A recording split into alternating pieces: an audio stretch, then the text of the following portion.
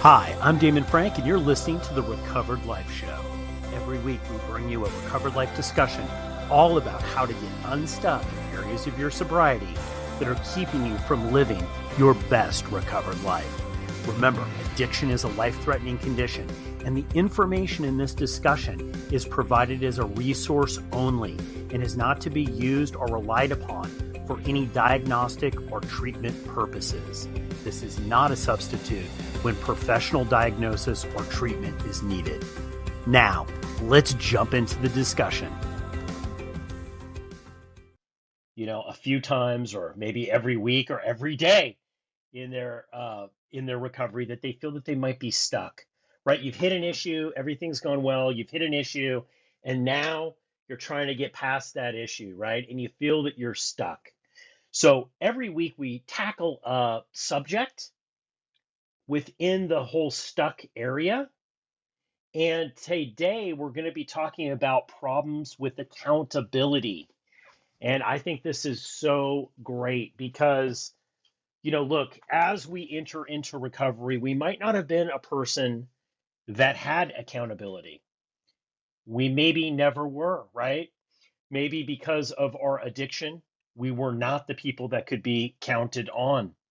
We did not have accountability. We did not have responsibility in our lives.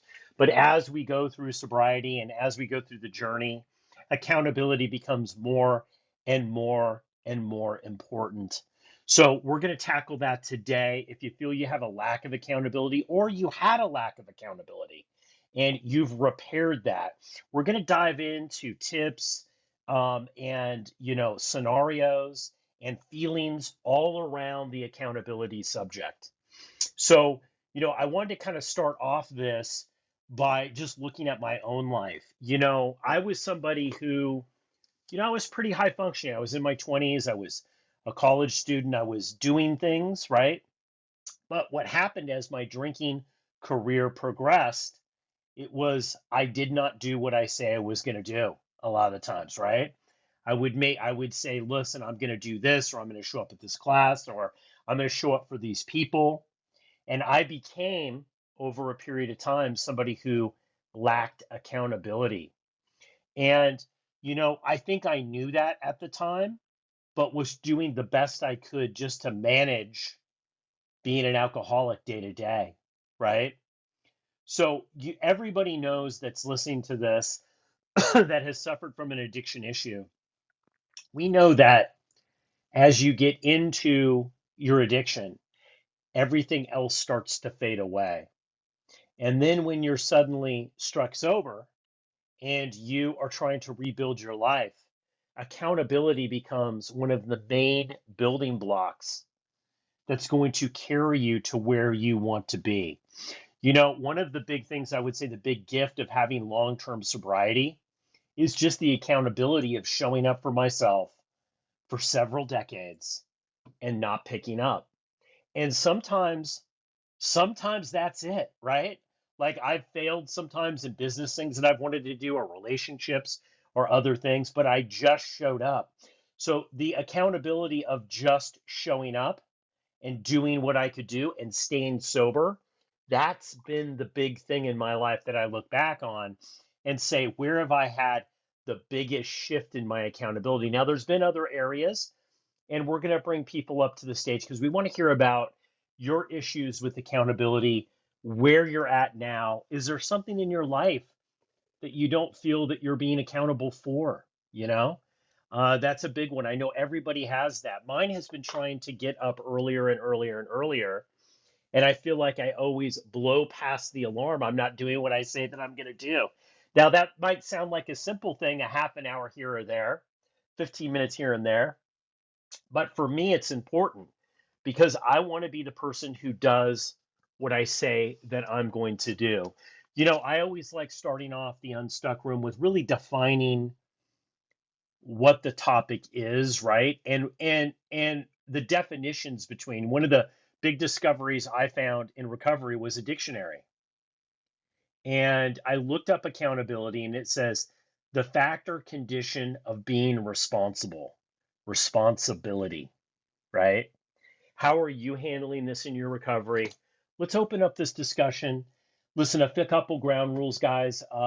You are in the Recovered Life Unstuck room. We do have this as a replay, and it's also used on our podcast. So we ask that people just use their first names. And we also ask that you are loving and kind if you're referring to somebody else. Guys, let's open this up. I want to talk with my co-mod first, Anne. Welcome, Anne. So glad that you're here. I love that you're my co-mod on these unstuck days with Recovered Life. Talk about your relationship and with accountability. How has that journey been with you? Well, good morning. Oh my gosh. What a topic. You always pick on, as I say. Accountability. Oh, how far do we want to go? We are taught from when we're children to do certain things, whether it's learning how to make our bed or doing our homework and showing up at school and showing up for activities. We are taught what accountability is from our parents, from our, you know, the close family members a lot of times.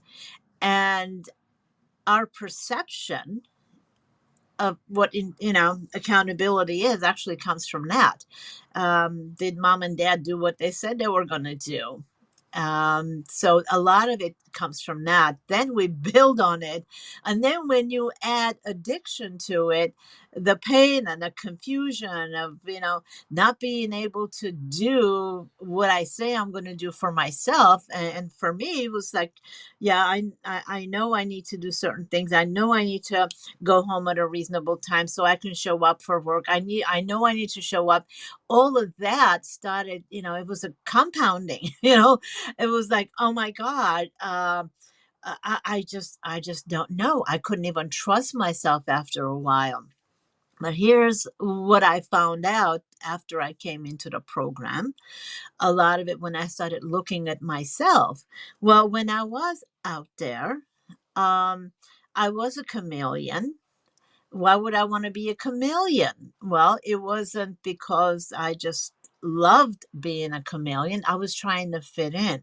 I was trying to get people to accept me. I was trying to be like them so they would accept me, which I lost myself. But here's what happened during that time.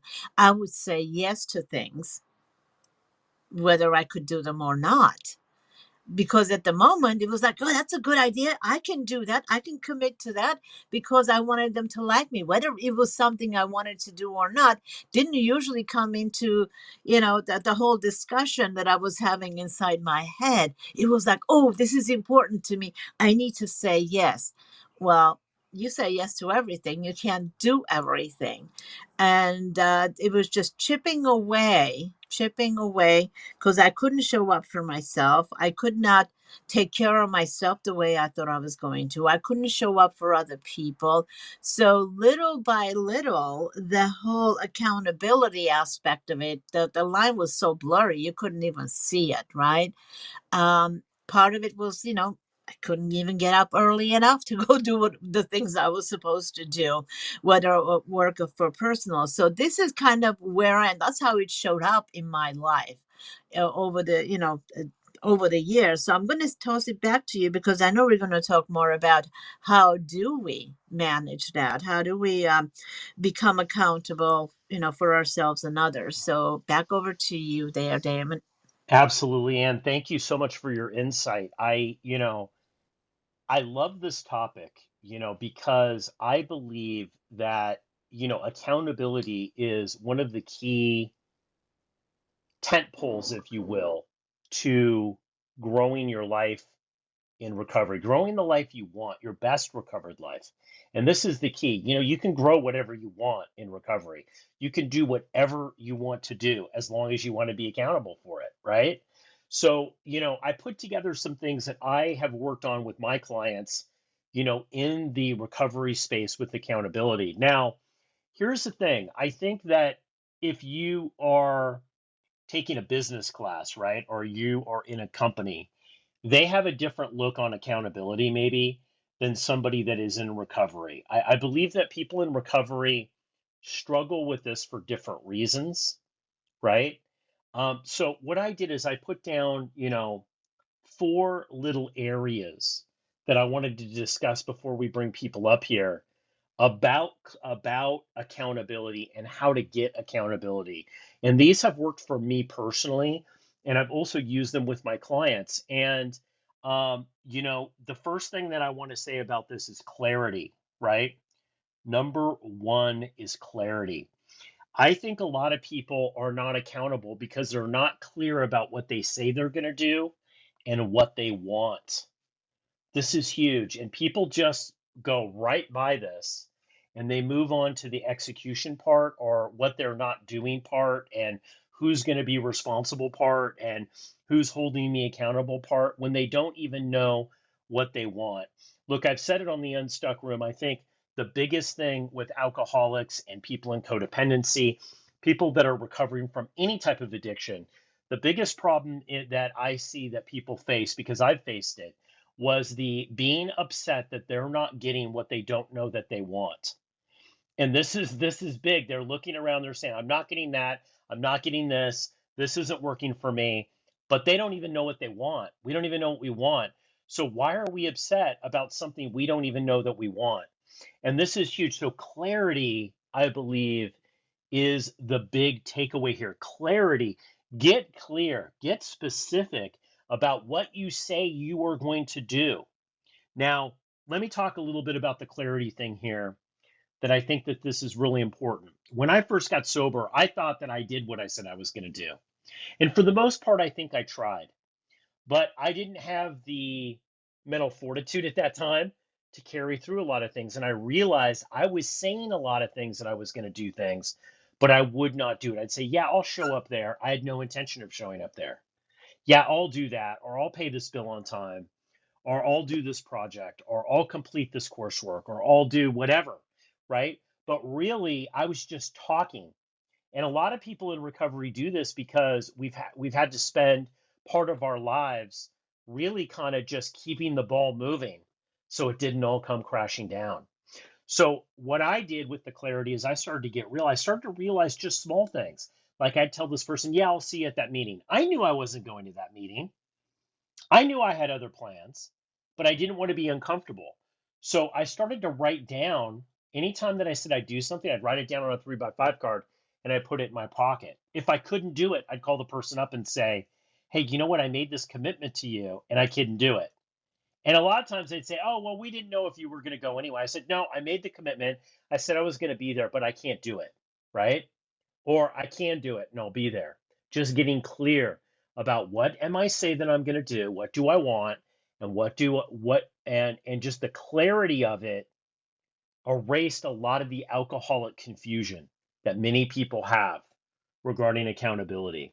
The second thing is I if I'm going to be accountable, I need to commit internally first.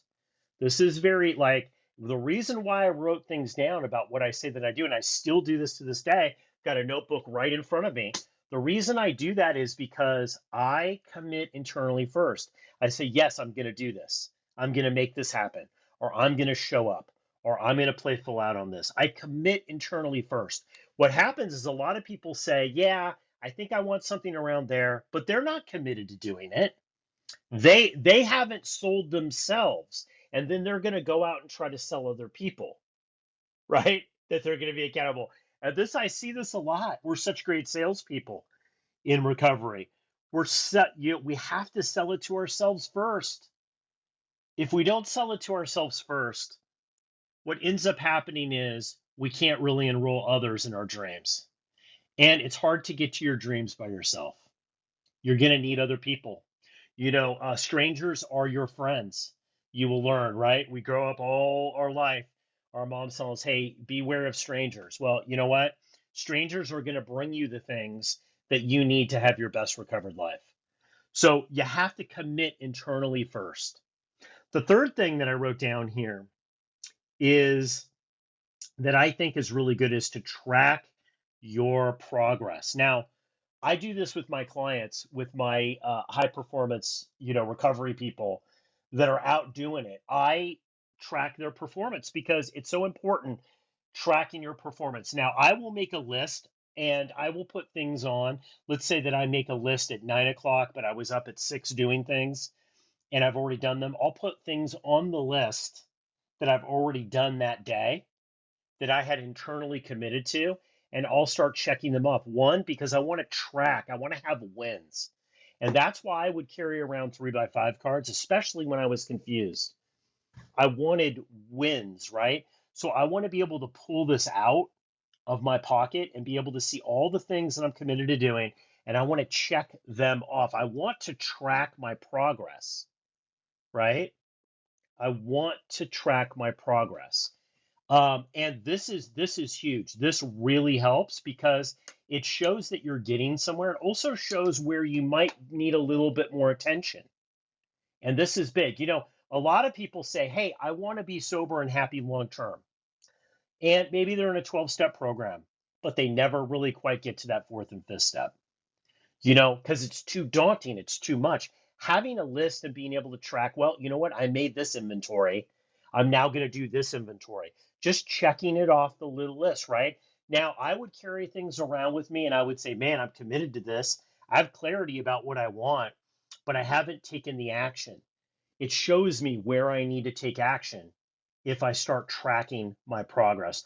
The fourth thing that I want to mention here is it's important to have accountability partners. What does that mean? What does that mean, accountability partners?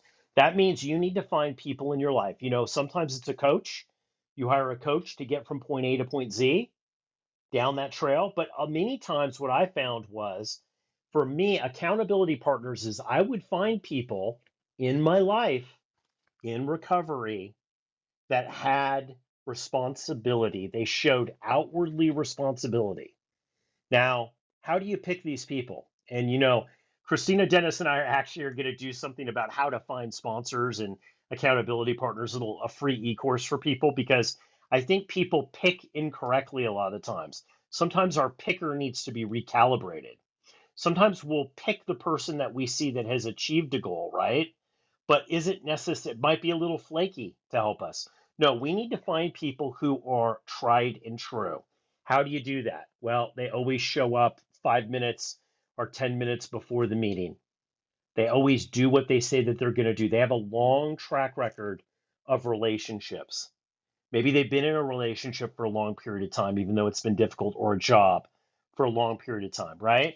These people show up and they do the deal. And what do you have to do? You have to go up and you have to say, listen, I need an accountability partner. And you share with your accountability partners the clarity about your goals and what you want to do, right? This is so important because an accountability partner will keep you on task when you feel that you just want to give up. And what happens with people in recovery is because we're such good salespeople, we will pivot and we were very clear on what we wanted on the clarity of the goal, but we'll pivot to make it easier for ourselves. And then we'll resell ourselves that the pivot was the right thing to do when we know deep down inside we were very clear. We just were unable to actually take action and be accountable for it, right? That's why having the clarity, committing internally, tracking your progress, and have accountability partners is the key to success in this area. And as I call people up for the discussion, tell me about your experience with this, about accountability, maybe in an area of your life where you had a hard time being accountable, but now that you've been sober for as long as you have, you've worked through this and you've been able to apply some of this stuff that I've talked about to be accountable in certain areas. Yes. Oh my goodness. I've had a lot of opportunities to be accountable, and I will tell you that it's key. It's a key component of my life. It's about me being in integrity with myself and others. And so I love the way you put a clarity, commitment, tracking progress and having an accountability partner. I put all of these. and I call it managing expectations. Whenever I am looking at, working with somebody, if it's a plan I'm putting together for myself, I actually uh, divide it into the four aspects of my life: money, health, relationships, and spirituality. So if it's a money issue, it's like, okay, what do I want? How do I go about getting it? Have to literally have the clarity. What is the end result? And am I committed to doing that? And what is it going to take? So far that we put a plan together, 6 months down the road, this is where I want to be. And then, of course, having an accountability partner. Sometimes it's just getting a coach. Other times it's like having somebody else that I know is doing better in that area than I am, or is able to inspire me to show up. So being in integrity, managing expectations is key.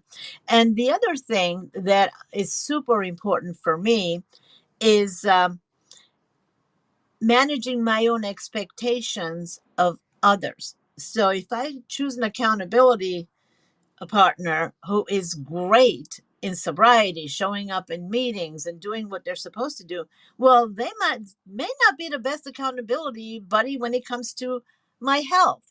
I need somebody who is advanced in that, who actually I respect and want to learn from. And same thing with relationships, spirituality. That's why I divide it up. So if I'm working on that, if I'm always working on four of them at the same time, just more focused on one than the other, always, but it's always like spinning plates. So I have different people in each one of these areas that are my accountability partner, or they are my coach. They are whatever it is, they are there to work through it with me. And here's the other thing that's super important: we need to feel comfortable enough. We need to trust them enough to be totally transparent.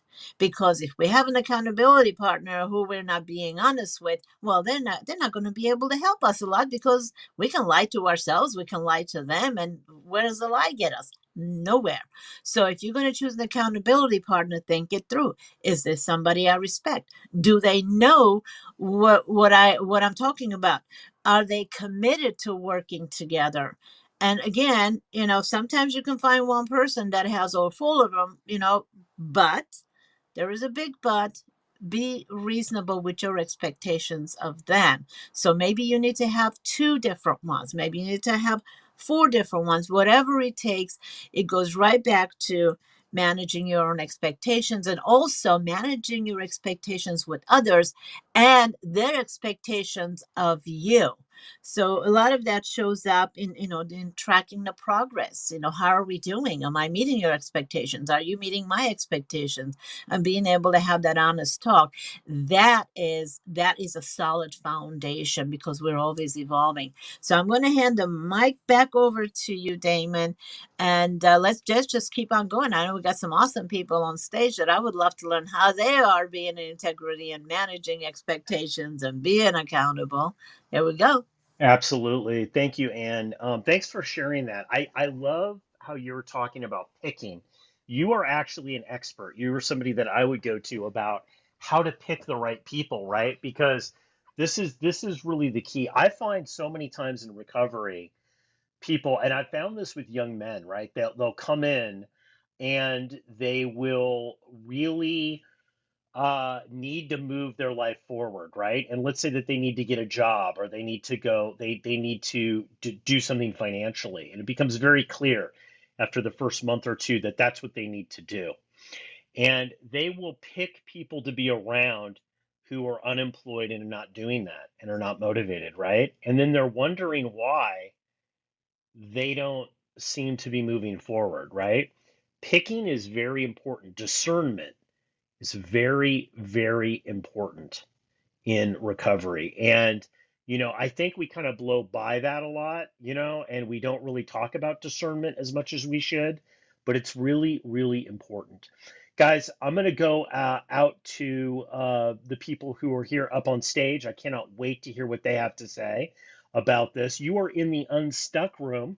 We're talking about problems with accountability. Just a quick mention here, guys. If you're not following myself, if you're not following the Recovered Life Room, if you're not following Ann, please do so because we're bringing you, we've got now, Recovered Life has 7 days of content between the podcast interviews, between the Recovered Life discussions, between the interviews.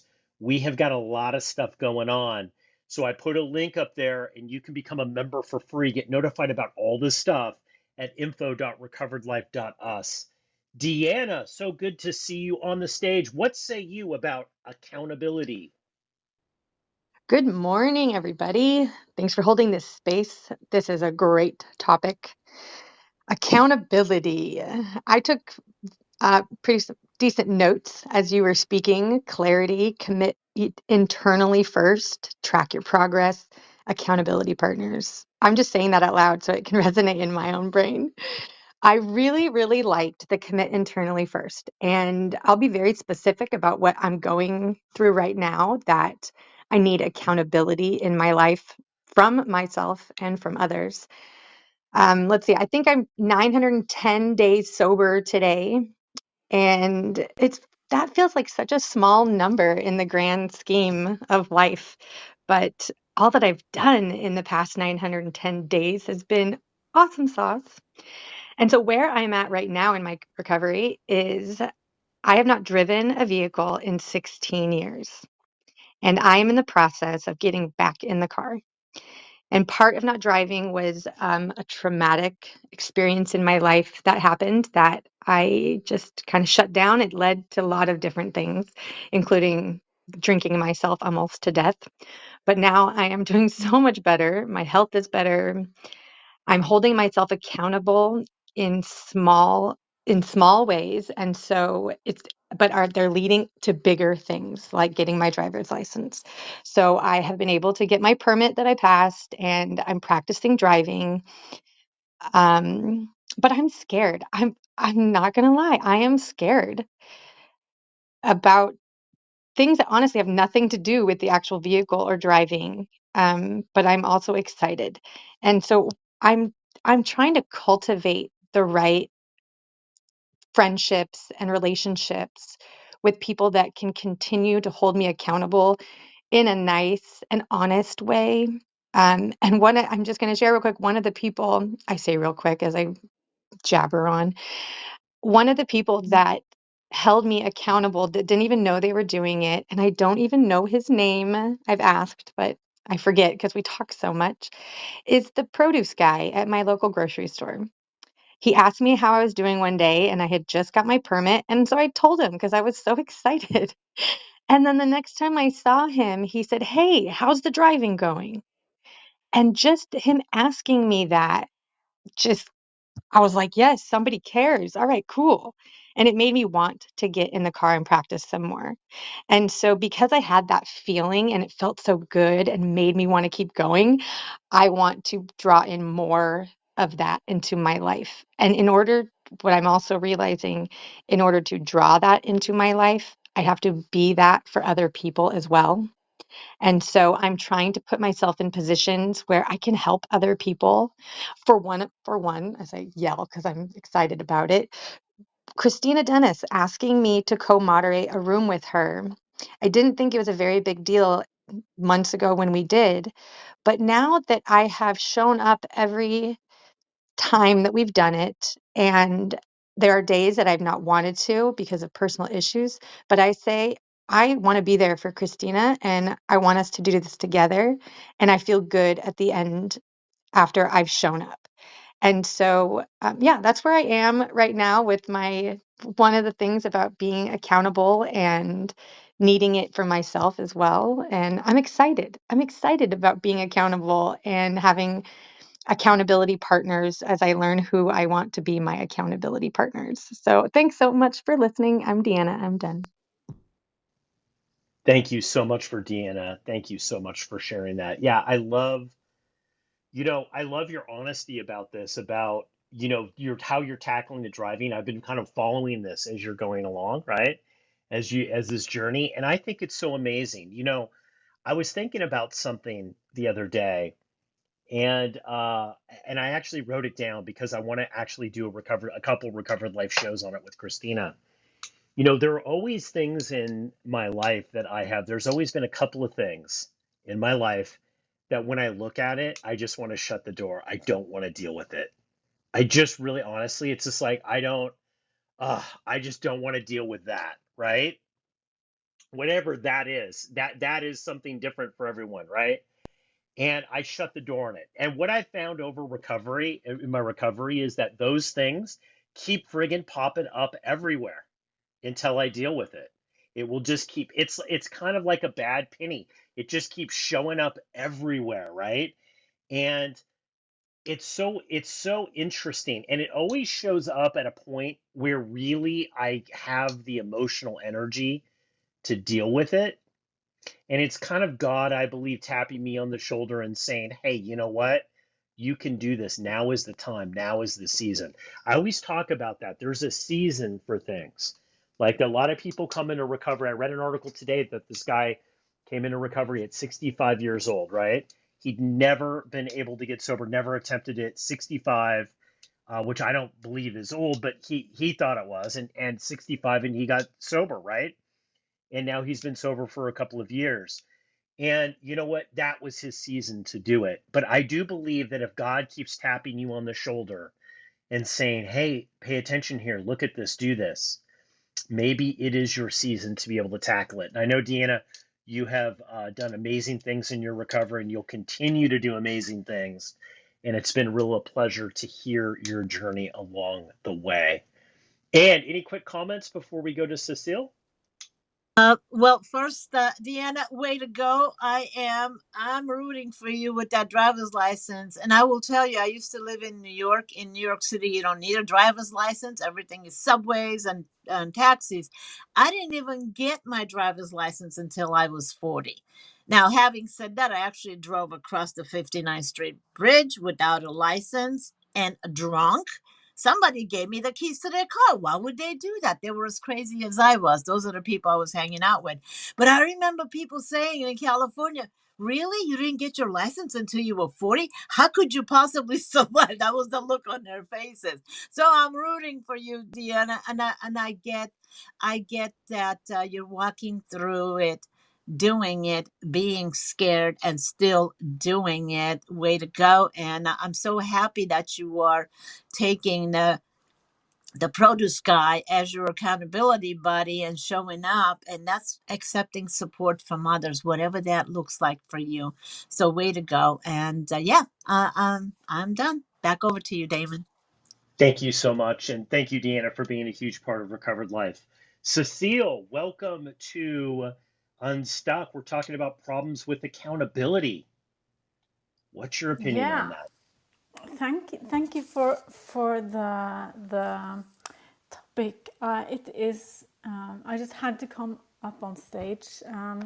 I'm Cecilia. I'm a codependent ACA, and for me, this is so relatable. Everything everyone has talked about, it's so relatable. And for me, I need accountability partners in plural for sure. And Clubhouse has been a huge accountability partner, in very much in plural, of course, for my codependency and my recovery after having met my uh, bottom this last spring and summer. So that's one thing, but I think it's the ACA stuff that really makes me need an accountability partner, because it shows up the panic, and the things I don't. Uh, it's sort of like recovery doesn't work on a couple of issues I have. I think they are so deep rooted, and I think they are so related to my growing up as a child of an alcoholic. In some sort of way, I haven't figured it out yet, but in some situations, with some duties and challenges, I just shut the door. I don't want to go in the door. I don't want to have anything to do with what's behind it. And I know I have to deal with what's behind it. So this winter I had a period where I froze completely, and it on it you know it nearly got me in a very, very difficult financial situation, or it did, but it could have been worse. And I went to my general practitioner, which he's a wonderful human being, and he just asked me, okay, so you're frozen, you freeze, and you shut the door, but is there any way to just open it a little bit?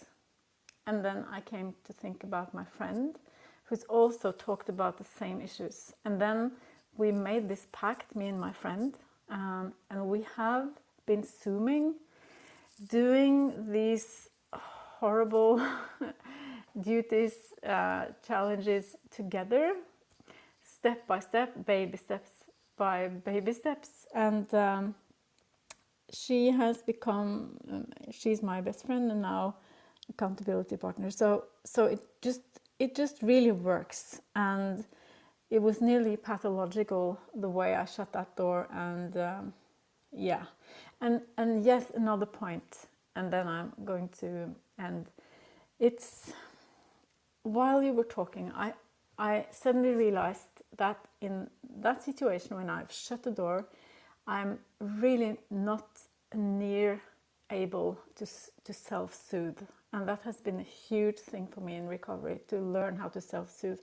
And I am never farther from the ability to self-soothe, to take care of myself, as I am in those situations where I need this accountability partner most desperately. And that's certainly an ACA tendency there. So, yes, thank you for this space. I really need the reminder, and I'm looking forward to the rest of the shares. Thank you. Thank you so much, Cecile. You said so many great things there. Um, I love how you identified your accountability partner.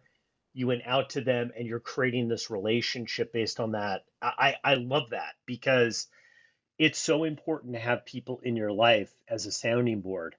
How I've gotten the most in trouble, what I call the pivot mistake, is redefining the clarity that I already had, getting in this loop, going about, well, maybe I don't really want that. Maybe I need to redefine that. Maybe it should be this way, is because I didn't have people in my life that would say, hey, dude, you said you were going to do this. This is the right thing for you to do. Do it, right? The other thing that you said that I think is really important, and I hope that we can have an honest conversation about this, guys, because and I'm a huge fanboy for the 12 steps. I love the 12 steps.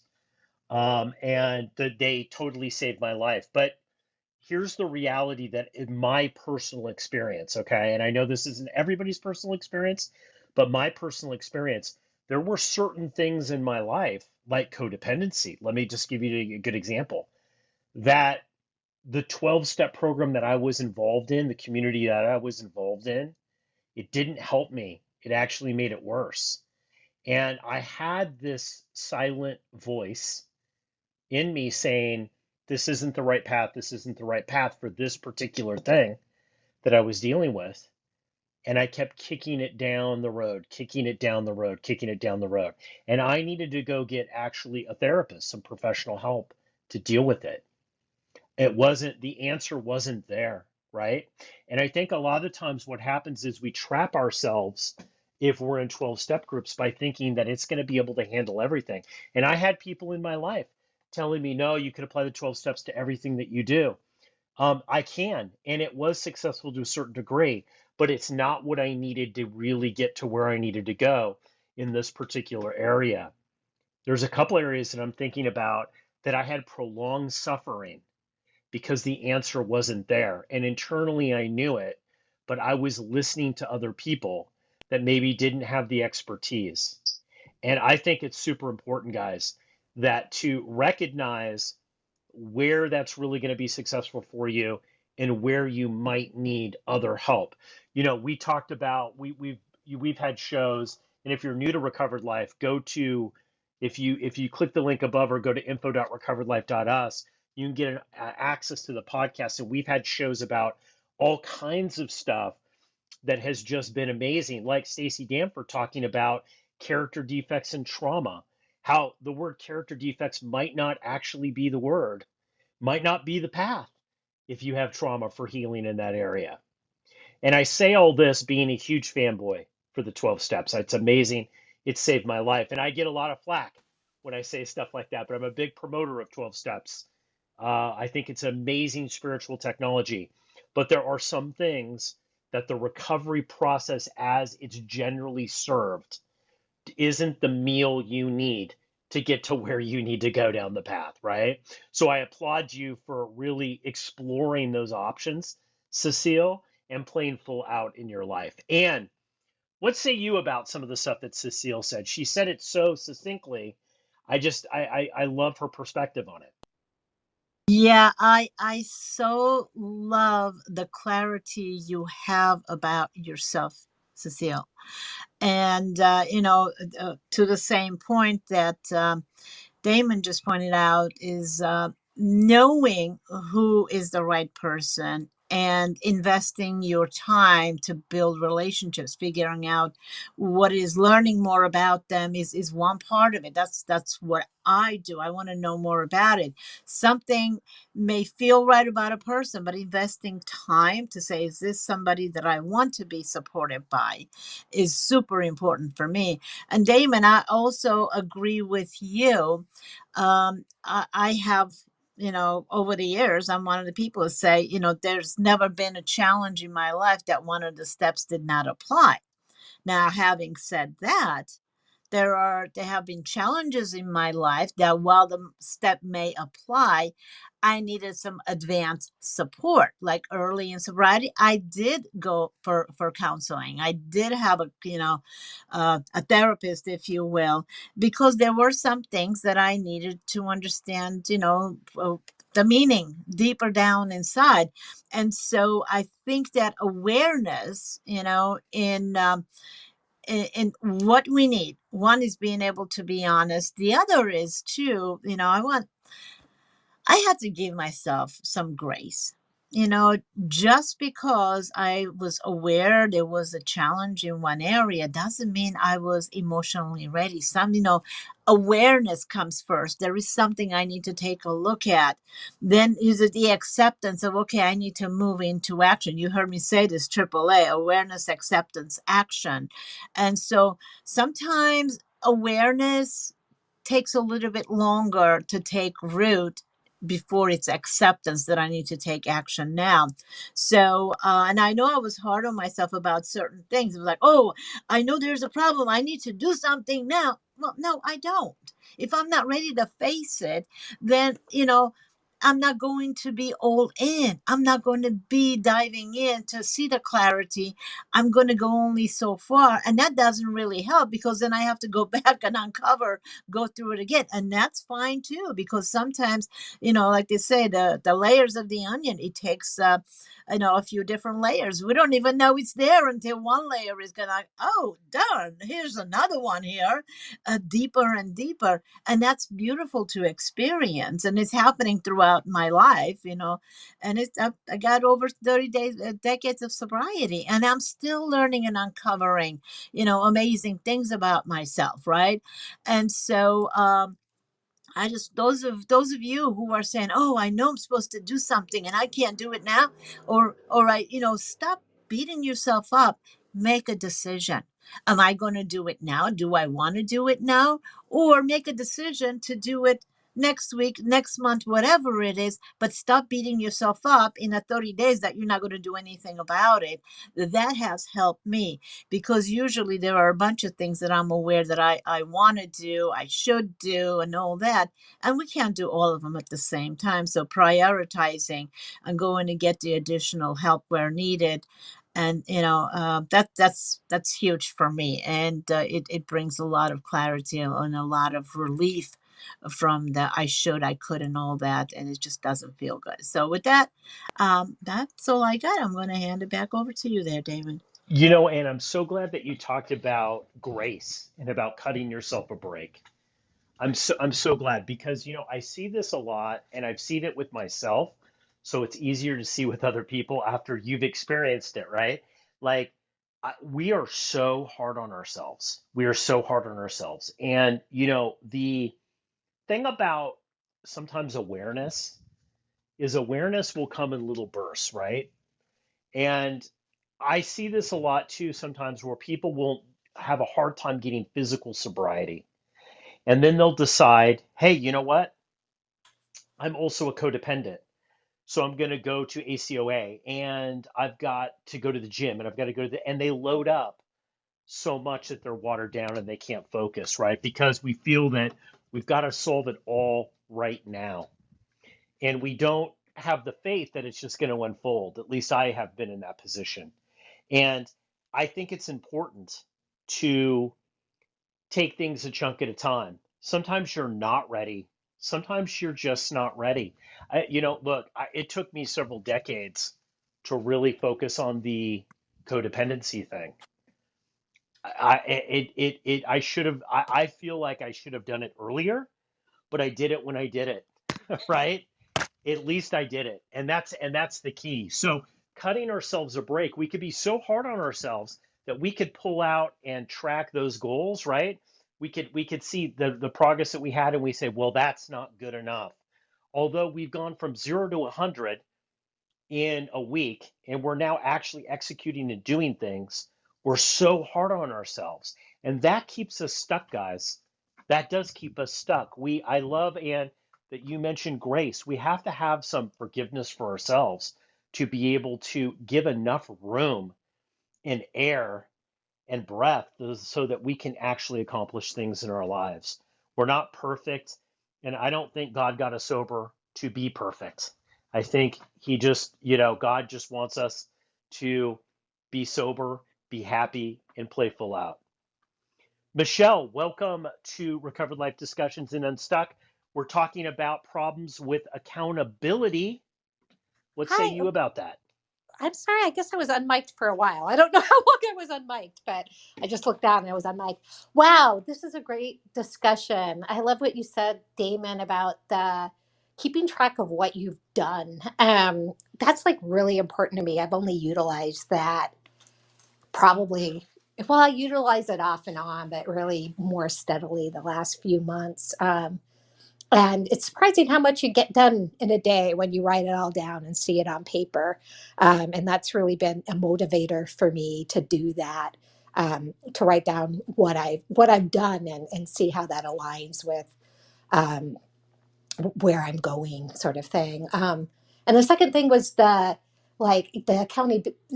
accountability partner aspect of it. I have pretty much a coach who I see once a week, and we work on something towards the next week. I have a deadline of something on Monday, and so she's been calling me every day at 4 to make sure I'm you know getting towards that deadline.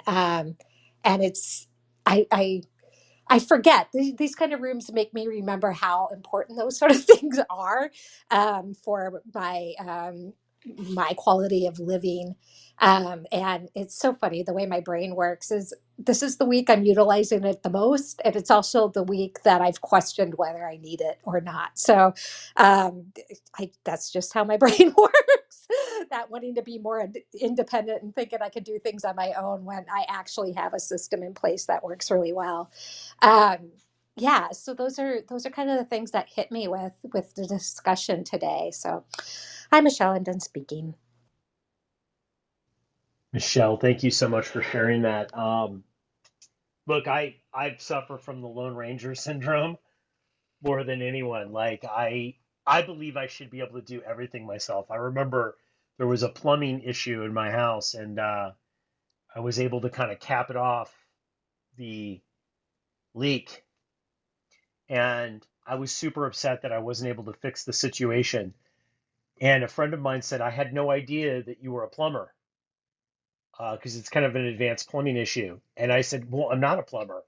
He's like, well, why do you feel that you're going to be able to like fix this? This is like, why would you even get that in your head that somehow you're disappointed in yourself for not being able to fix a pretty complex plumbing issue. And I realized the insanity in that. It's like I was like, I don't know, why do I feel that way? And I had to look at that. And I remember I spent like a couple of weeks kind of unfolding that and saying, wow, why do I feel that I should be able to do everything and then disappointed if I can't? I clearly am not a plumber. I clearly am not. I need to review how I look at myself. I always said, I had a friend tell me years ago, said, if your thinking was my friend Damon, he goes, I would kick his ass. He goes, because he's so negative about you. Your thinking is so negative about yourself, right? And you have to turn that around.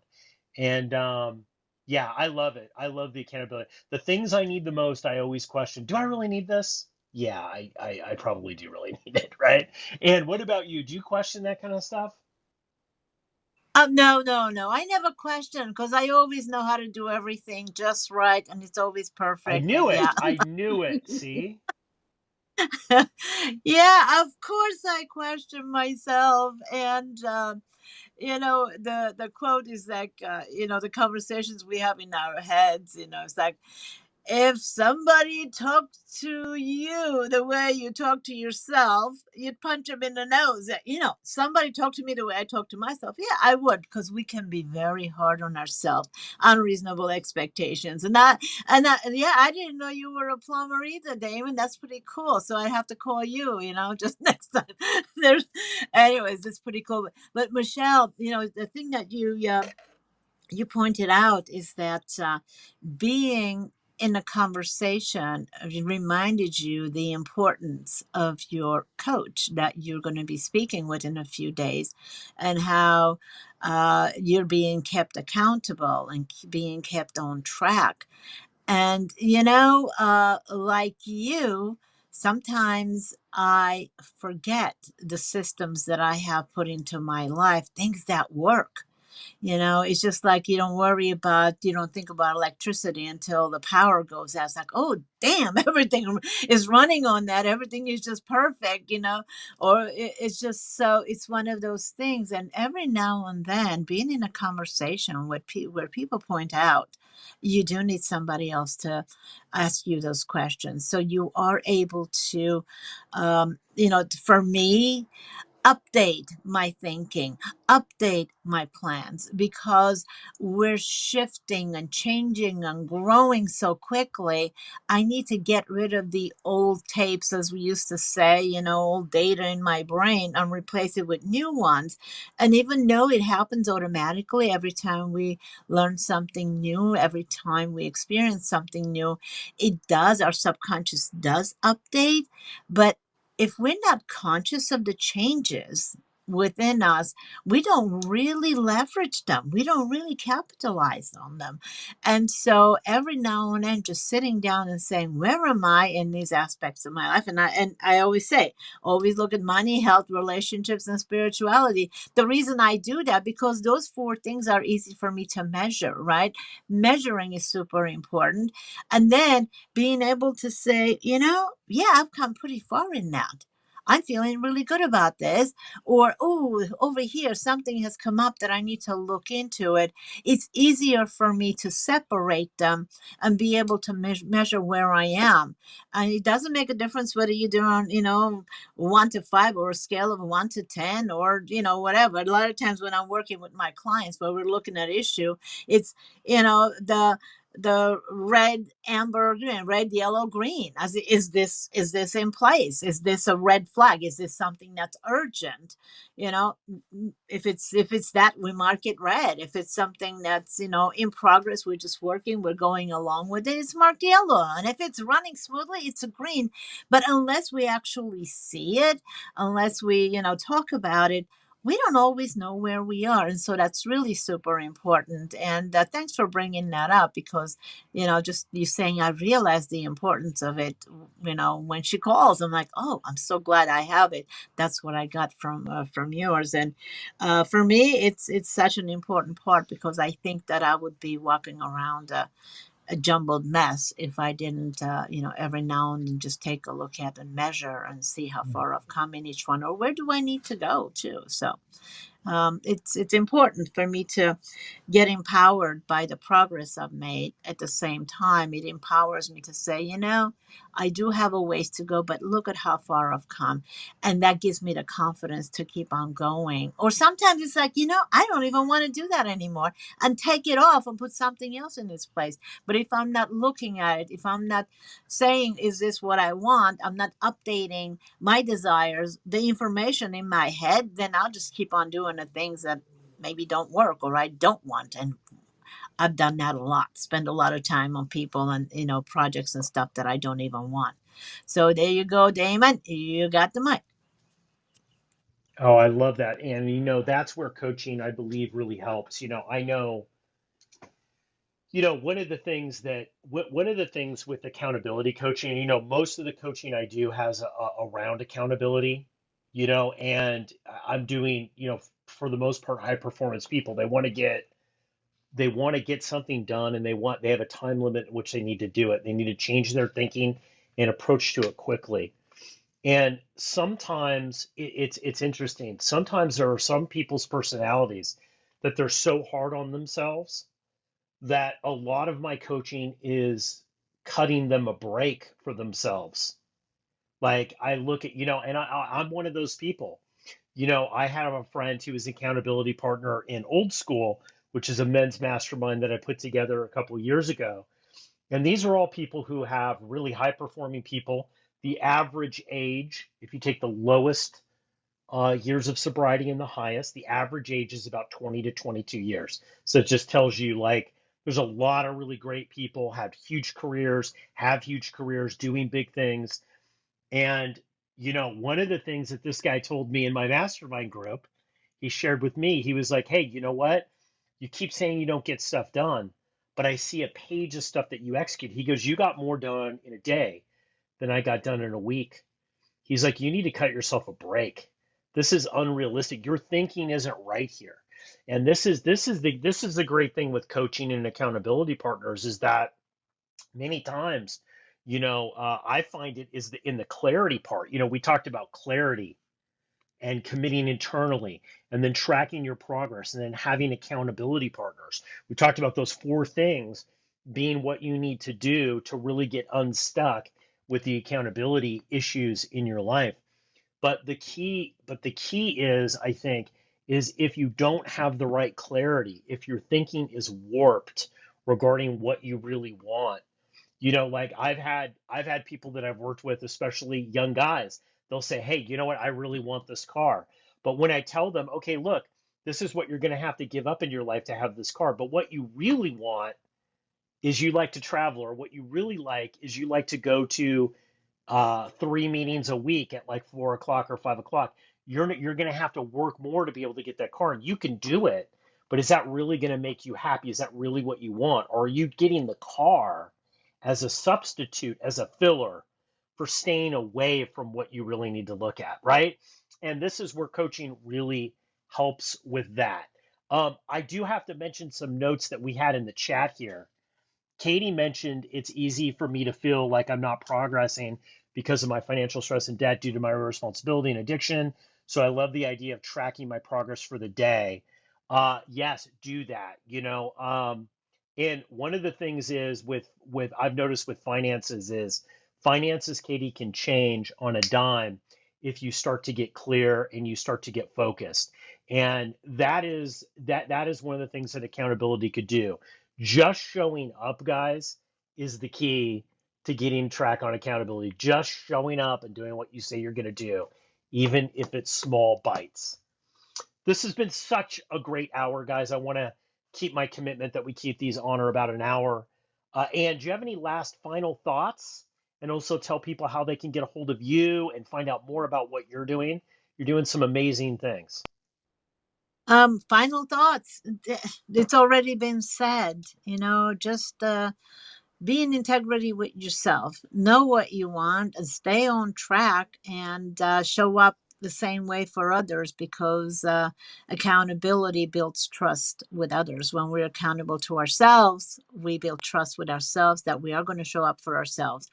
And when we show up for ourselves, others see that as well, just like Damon, like you were saying. And then when others see us being accountable to them, that builds trust, and they show up for us. So it's just a beautiful circle that just keeps on up leveling. And as far as getting a hold of me, well, access2experts.com. Basically, you can go there and have all kinds of free trainings. A lot of the things that I do is about the unique influencer code. Who are you in your business life, in your professional life, and what do you really want? A lot of it is there. And so whether you're working for a company, you have your own business, you always need to know what's unique about you and appreciate it. So that's about it. Or you can DM me if you have any questions. Just being in recovery, it's all about being in service, right? So that's why we're here. That's why I'm here. And yeah, thank you, Damon, for doing what you do. Every week you show up. So with this great topics. I love being here. I love learning. I love transforming. So the mic is back over to you. And thank you so much, guys. Check out Access to Experts, guys. Friends, it's a really great site. Ann is a really dynamic person, has great recovery, and I've learned a lot from having Ann in my life. So thank you, Ann, for making the commitment to come in and mod with me every week in the Unstuck room. Guys, if you are out there right now and you're feeling that you are stuck and that you need some accountability, I offer 1 week free coaching with me, high performance coaching. And what that means basically is we're going to identify something in your life that needs to change. And within a 7-day period, together, I am going to help work with you.